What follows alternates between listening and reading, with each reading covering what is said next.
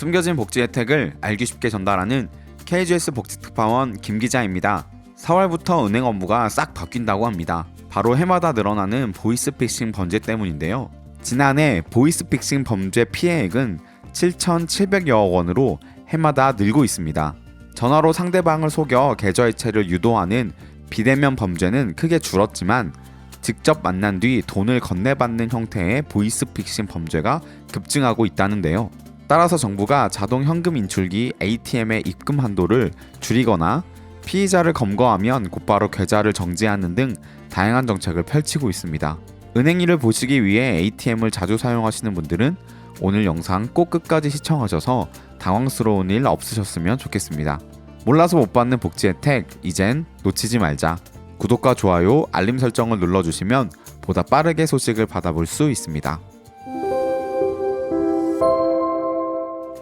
ATM 무통장 입출금. 보이스피싱 피해자로부터 빼앗은 돈을 자동 현금 인출기 ATM을 통해 무통장 입금하는 경우가 많아 해당 이체 한도를 줄이기로 했습니다.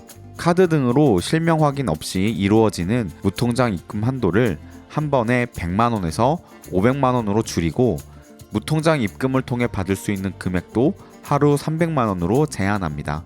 이전에는 무통장 입금 시 주민등록번호를 잘못 입력해도 입금이 되는 경우가 있었습니다. 하지만 앞으로는 비정상적인 주민등록번호를 입력할 경우 무통장 거래가 차단될 수 있습니다. 이를 통해 보이스피싱 현금 수거책이 무통장 입금으로 송금하는 방식을 차단한다는 정부의 계획입니다.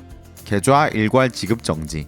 2023년에 들어와서 계좌 통합 관리 서비스를 통해서 개인이 계좌를 지급 정지시킬 수 있었습니다. 보이스피싱 피해를 최소화하고 조기에 막고자 시행했던 이 시스템에는 여러 가지 불편함이 있었습니다. 한번 지급 정지를 하게 되면 지급 정지 해제는 각각의 영업점에 직접 방문해서 본인 확인 절차 등을 거쳐야만 해제할 수 있고 무엇보다 온라인에서만 가능하다 보니 고령층 등 금융 취약계층의 접근성이 떨어진다는 지적이 있었습니다.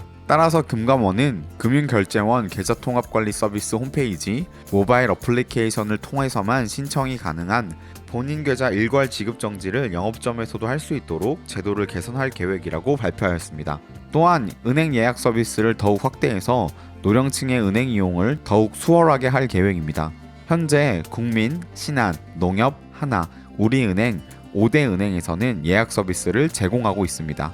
각 은행사 앱을 설치하고 영업점 상담센터 방문 예약 등을 검색해서 신청하게 되면 은행 창구에서 기다릴 필요 없이 빠르게 업무가 가능합니다. 계좌 지급 정지 및 해지에 대한 편리성을 높임으로써 고령층의 보이스피싱 예방 혹은 피해 최소화가 간편해질 것으로 보입니다. 입출금 문진표. 은행에서 현금 입출금 시 별도의 문진표를 작성을 해야 합니다. 은행에서 500만 원 이상 현금을 인출하려는 사람은 성별, 연령 등에 맞는 맞춤형 문진을 합니다.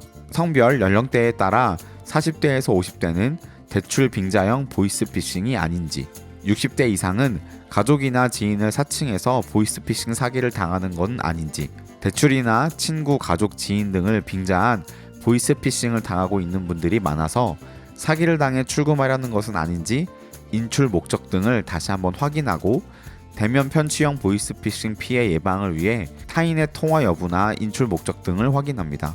또한 1천만 원 이상 현금을 인출할 때는 은행 책임자가 직접 나와서 현금을 인출하는 용도와 보이스피싱 피해 사항이 아닌지 직원이 직접 인출 목적 등을 확인하여 피해 예방 사항 등을 확인합니다.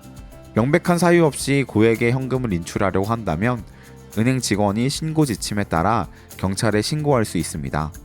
현금 인출 시 은행 직원의 안내를 잘 따르셔서 보이스피싱 예방과 안전한 자산 관리까지 챙기시기를 바랍니다. 오늘은 바뀌는 은행 업무들에 대해서 알아보았습니다. 4월부터 바뀌는 은행 업무가 많은 만큼 오늘 내용 꼭 확인하셔서 은행 업무 시 차질 없으시기를 바라겠습니다. 놓치는 혜택이 없도록 숨겨진 정보를 찾아 나서는 복지특파원. 저 김기자가 앞으로도 도움되는 소식 전달해 드리도록 하겠습니다. 채널 구독과 좋아요, 알림 설정 부탁드리며 더 좋은 정보로 찾아뵙겠습니다. 지금까지 KGS 복지특파원 김기자였습니다.